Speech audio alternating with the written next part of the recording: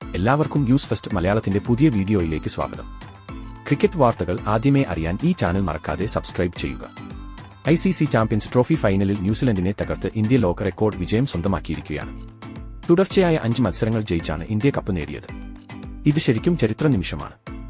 അർദ്ധ സെഞ്ചുറി നേടി രോഹിത് ശർമ്മ ഇന്ത്യൻ ഇന്നിംഗ്സിൽ മികച്ചു നിന്നു. 3 സിക്സും 7 ഫോറുമാണ് ഉൾപ്പെടെ 76 റൺസ് ആണ് താരം അടിച്ചുകൂട്ടിയത്. ആദ്യ പവർ പ്ലേയിൽ തന്നെ ഇന്ത്യ ന്യൂസിലൻഡിന് മേൽ ആധിപത്യം പുലർത്തി. ഗില്ലും രോഹിത്തും കൂടി ന്യൂസിലൻഡ് ബോളർമാരെ ശരിക്കും പഞ്ഞിക്കിട്ടു. ആദ്യം മുതൽ തന്നെ രോഹിത് അറ്റാക്ക് ചെയ്ത് കളിച്ചതോടെ ഇന്ത്യ 17 ഓവറിൽ 100 കടന്നു.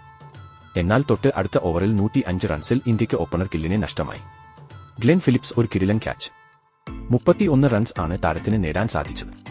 തൊട്ട് അടുത്ത ഓവറിന്റെ ആദ്യ പന്തിൽ തന്നെ സൂപ്പർ താരം കോഹ്ലിയും മടങ്ങി. എന്നാൽ 26ാം ഓവറിൽ ഒരു ബിഗ് ഷോട്ടിന് ശ്രമിക്കവേ രോഹിത്തും പുറത്തായി. അതോടെ ഇന്ത്യ 1 സമ്മർദ്ദത്തിലായി. 122-3 എന്ന നിലയിലായിരുന്നു ഇന്ത്യ അപ്പോൾ. പിന്നീട് ശ്രേയസ് അക്സർ സഖ്യവും മറ്റ് ബാറ്റ്സ്മാൻമാരും മികച്ച പ്രകടനം നടത്തിയപ്പോൾ കളി ഇന്ത്യ ജയിച്ചു. നേരത്തെ ടോസ് നേടി ബാറ്റിംഗിനെത്തിയ കിവീസിനെ ഇന്ത്യൻ സ്പിന്നർമാർ വരിഞ്ഞുമുറുക്കുകയായിരുന്നു. 7 വിക്കറ്റുകൾ ന്യൂസിലൻഡിന് നഷ്ടമായി. കുൽദീപ് യാദവ്, വരുൺ ചക്രവർത്തി എന്നിവർ 2 വിക്കറ്റ് വീതം വീഴ്ത്തി. 63 റൺസെടുത്ത ഡാരിൽ മിച്ചലാണ് കിവീസിന്റെ ടോപ്പ് സ്കോറർ. 53 റൺസുമായി പുറത്താവാതെ നിന്ന് മൈക്കൽ ബ്രേസ്വെല്ലിന്റെ ഇന്നിംഗ്സ് നിർണായകമായി. അവർക്ക് മോശം തുടക്കമായിരുന്നു ലഭിച്ചത്.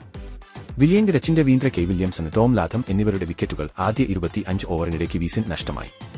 പിന്നീട് മിച്ചൽ, ഗ്ലെൻ ഫിലിപ്സ് സഖ്യം കൂട്ടുകെട്ട് പടുത്തുയർത്തി. ഇരുവരും 57 റൺസ് കൂട്ടിച്ചേർത്തു.